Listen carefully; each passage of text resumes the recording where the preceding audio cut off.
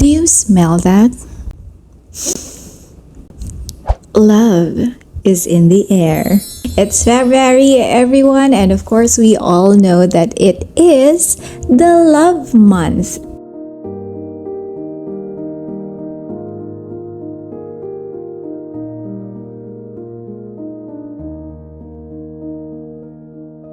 If you're joining me on this episode on the day of its release, it means that tomorrow is Heart's Day. And I have to say that February is running so much faster than January did, because January felt like it was worth 2 months. And now, at the blink of an eye, we're halfway through February. But maybe that's because the first few days of February was very busy for me. I was preparing for visa application documents. I hosted some events. I have org duties, classes to teach, church preparations to make, and on top of that, I've also added playing badminton with friends once or twice a week lately. So it's been crazy, and that's also one of the reasons why I was not able to produce an episode for last week. But the past is the past, and let's just get on with what we have for today. And of course, since it is the love month, let's talk about love. Did you know that in Korea, their Valentine's Day celebration lasts for 3 months? That's because on February 14, their Valentine's Day celebration would be when the girls would give their chocolates or gifts to the guys that they like. It's a form of their confession or declaration of feelings towards the guy. And then 1 month later, on March 14, they have what we call the White Day. And it's when the guy will now reciprocate by giving a gift to the girl. Now, there's a chance, of course, that a guy would receive gifts from many different admirers during Valentine's Day. But during the March 14th or the White Day celebration, of course, the guy would have to choose one. And that is like a public declaration that this is the girl I choose. So what happens to everyone who does not receive a gift? 1 month later, on April 14th, they have the Black Day. And it's the day where everyone who experience unrequited love gets to celebrate or mourn their singlehood. And that's just one of the many interesting things about the Korean dating culture. Of course, including their celebration of 100-day milestones or Pek-il.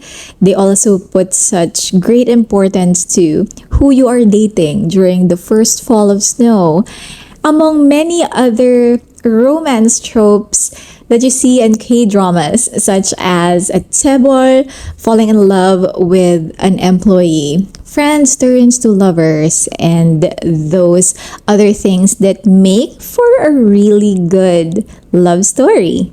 But if we are going to talk about love story, no one writes a better story than God. This February, we are going to talk about 3 of my most favorite love stories from the Bible, starting a little bit later with the story of Ruth and Boaz, a love that waits. Next week, we will be talking about the story of Jacob and Rachel, a love that perseveres. And lastly, we are going to talk about the story of Isaac and Rebecca in a love from a prayer. Our story for today starts off at a place we don't usually expect, and that is from loss. A deep and terrible loss. Naomi is a widow of a man called Elimelech, and shortly after that, she also lost her 2 sons. Before they passed away, though, these sons were able to marry Moabite women. Malon married Ruth, while Kilion married Orpah. It came to a point when Naomi decided that she wanted to go back to her hometown in Judah, and because she felt responsible for her two daughters-in-law, she initially took them with her in the journey. But somewhere along the way, Naomi wanted the girls to go back to their own families because doing that will give them both a better chance at marrying again. We all know that during their time, marriage is important to women because it provided them with protection and everything that they need in order to survive. After a lot of crying and convincing, Orpah followed Naomi's advice and returned to her family. However, Ruth decided to stay. And I need to grab my Bible for this because I cannot tell this story without reading the most iconic line in the entire book of Ruth. And in verse 16 of chapter 1 in the New Living Translation, here is what it says. But Ruth replied, "Don't ask me to leave you and turn back. Wherever you go, I will go. Wherever you live, I will live. Your people will be my people, and your God will be my God. Wherever you die, I will die, and there I will be buried. May the Lord punish me severely if I allow anything but death to separate us." When Naomi saw that Ruth was determined to go with her, she said nothing more. This is the first line in the book of Ruth that gave us a glimpse into the character of Ruth, that she is a deeply loyal and devoted person to someone she loves, in this case, her mother-in-law, Naomi. Moving forward, the two of them continued on their journey together, and when they arrived in Judah, they were welcomed by the people with open arms. Of course, when they got to Judah, they had to do something to provide for themselves and earn a living. And Ruth had the idea of picking up after harvesters in the field. When the workers in the field would harvest barley, for example, it cannot be helped that there will be grains that will fall on the ground. So what workers like Ruth would do is to pick up every piece of grain that they can find and collect it for themselves, and maybe they could sell it and use it for their personal supplies at home. Ruth got to working in the field owned by Boaz. Ruth did not know it at the time, but Boaz is what we call a family redeemer. In their culture, it's honorable for a man to marry the widow of a close relative because it allows for that woman to produce descendants that are still in the same family line, while at the same time providing this woman with the protection of being a part of that family. And this connection between Boaz and Elimelech, the husband of Naomi, will come in really handy later on. Now let's go to the day when Boaz meets Ruth for the first time. My first impression of Boaz when he was introduced in the story is that he is incredibly kind, because the moment he arrived in the field, he had greetings and blessings ready for the people who are working in his field. And then, of course, the moment he laid eyes on Ruth, he had to ask, who is this girl working in our fields? And of course, the foreman informed him that This girl is named Ruth. She is the daughter-in-law of Naomi, who just recently came back in our hometown. She is the widow of Elimelech, and so on and so forth. So, upon learning this about Ruth, what Boaz did was to make sure that, number one, Ruth will be picking up grain together with a group of women. And of course, this provides her a certain level of safety and comfort.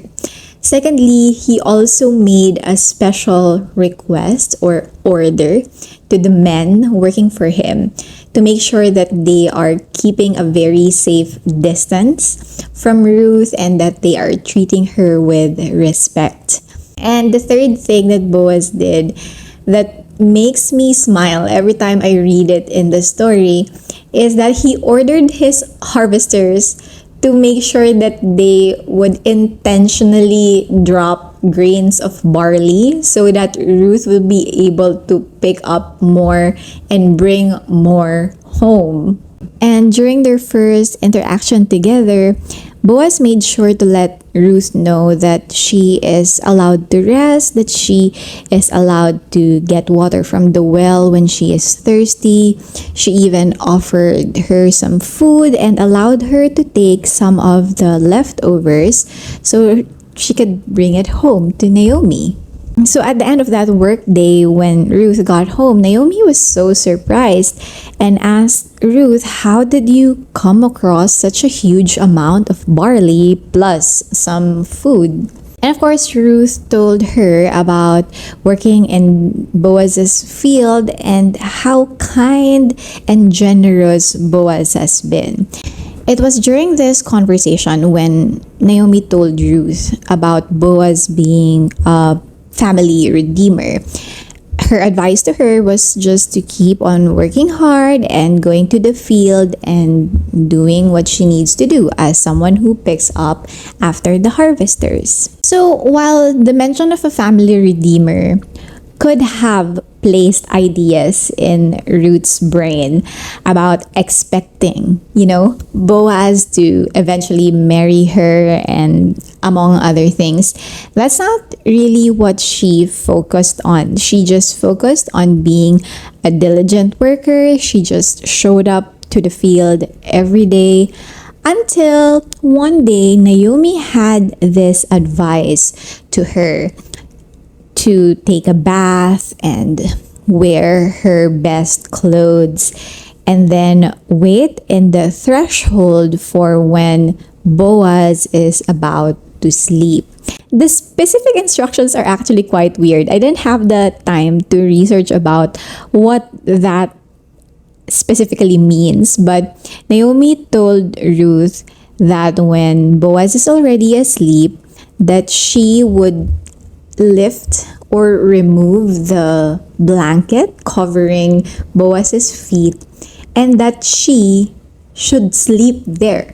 And Ruth, being the obedient daughter-in-law that she is, said, "Okay, mother-in-law, I will do whatever you say." So she did that, waited for Boaz to sleep, removed the blanket covering his feet, slept there, and around midnight, Boaz woke up and was so surprised that there's someone sleeping near his feet. At first, of course, he didn't know who it was until Ruth replies, "I am Ruth, your servant. Please extend your blanket over to me." And Naomi knew exactly what she was doing because Boaz knew what that meant. As soon as he realized what he has to do, Boaz first recognized how deeply loyal Ruth is. The thing is that Ruth is still young. She could have chosen a younger and wealthier close family relation of Elimelech and his sons, but she came to Boaz instead. And Boaz really wanted to honor that loyalty and excellent character. So he decided that he really wanted to marry her. He even knows that there's another closer family relation of Elimelech that could redeem Ruth. So he volunteered to talk to him about possibly redeeming Ruth. If this other family relative would claim Ruth, he said that, of course, Ruth should marry them. But if not, Boaz is willing to redeem Ruth. And before they parted ways, that one fateful morning, Boaz, being the provider that he is, of course, did not allow Ruth to go home empty-handed. He gave her huge amounts of barley to take home to Naomi.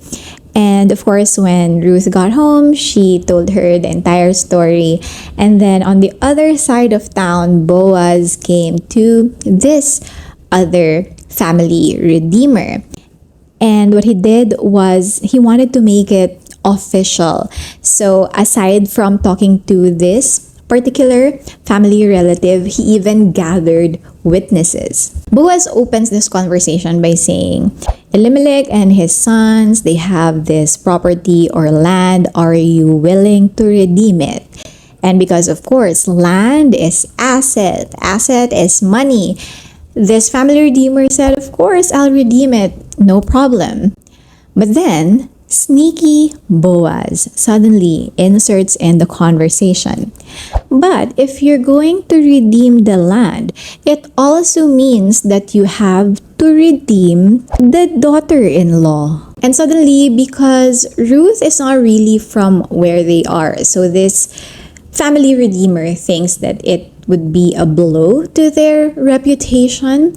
Suddenly, he refuses and said, I don't think I can redeem that land and that woman. If you want to redeem it, you go on ahead, redeem the land and redeem Ruth. And now I can imagine that maybe Boaz is sneakily like smiling on the side, thinking, I knew it, or something like that. And in the story, it was mentioned that in transactions like this, in their culture, the one who gives up the claim to a certain property has to remove their sandals and give it to the person who is now the owner of whatever property that is. So they did that. A lot of people witnessed it.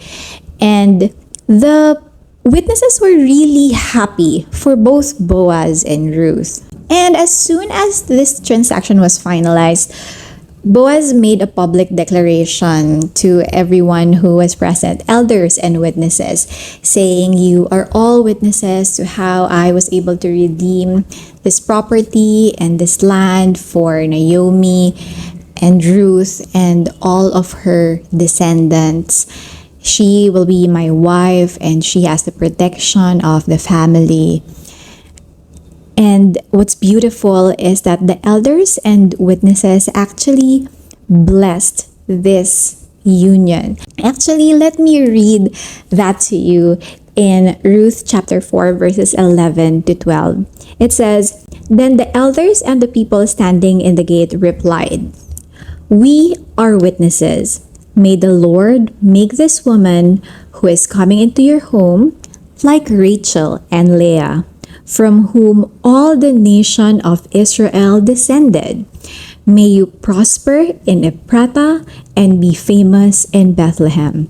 And may the Lord give you descendants by this young woman who will be like those of our ancestor Perez, the son of Tamar and Judah. Of course, they became husband and wife. And in their union, God blessed them with children. One of them being Obed. Maybe you're going to ask, who's Obed? Obed is the father of Jesse. Jesse is the father of David. And if you're going to trace that line, we all know that it leads us directly to Jesus Christ. Ruth is just one woman, and the book of Ruth is just 4 chapters in the Bible. But it had to be mentioned. That love story had to be told because Ruth is a direct ancestor of Jesus. This love story began from a place of loss and grief, so much so that Naomi, whose name means pleasant, wanted to be called Mara because that name means bitter. She was given such a hard lot in life, losing her husband and both of her sons. But look at where that story leads. I wanted to call the story of Ruth and Boaz as a love that waits, especially in the perspective of Ruth. She was very young when she was widowed, and I'm sure that she really wanted to marry again because, of course, she would want to have children, and of course, she would want to have protection. But in her waiting for that to come to her, she did not passively wait. Instead, she was actively waiting. And by that, I mean that Ruth did not just sit still, looked pretty, and wait for the next guy to notice her. No, she showed up every day. She worked hard, and she stayed true to her character. A character that actually preceded her. It was her loyalty and her industry that made Boaz notice her.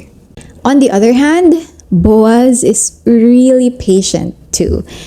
The moment he realized the connection between Ruth and Naomi from the foreman, he could have decided then and there to just go ahead and seek out the Ruth's next family redeemer and laid claim at that very moment, but he didn't.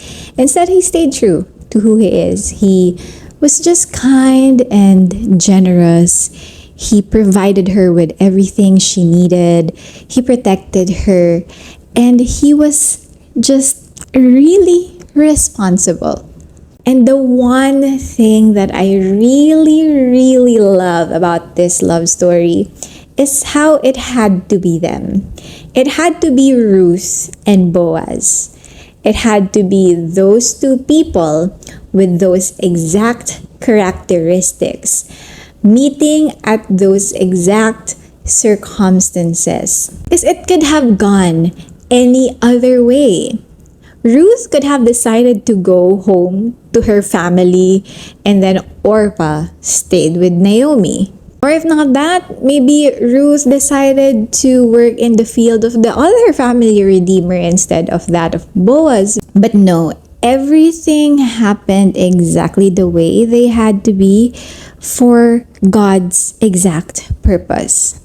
And I'm sure I'm going to say this again in the next story and the story after that, but this is one of those stories that will make you say, we should never settle for anything less than God's best. And while yes, we have no way of knowing if the next person we will meet is God's best for us, but we should just take after Ruth and Boaz and stay true to our character and our faith, and know that somewhere down the line, if it is really God's will for us, He has set aside someone for us to meet. Maybe someday we will be doing something somewhere where the person God set aside for us would notice us because of something that is uniquely given to us by God, something that will make us special, something that will make us stand out because God wanted us to stand out. Or maybe someday we will see someone and just know that this is someone that I want to cherish, provide for, and protect. So if you are like me in a season of waiting for if God wills it for us to be together with someone for the rest of our lives, while we pray for that to happen, let us actively wait. Let us continue pursuing our purpose, and let's just keep on being excellent at what we do.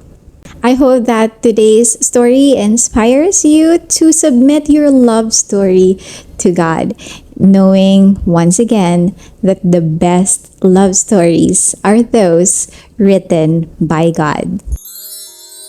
Thank you so much, dear friend, for spending time with me today. If our story inspired you, please don't forget to like and subscribe to the KJ Lifestyle Podcast, share it with your friends, and leave some comments. It would really help a lot. And I hope to see you next episode, where we are going to talk about the story of Jacob and Rachel, a love that perseveres. That's it for today. This has been your girl KJ for the KJ Lifestyle Podcast. See you guys again next time.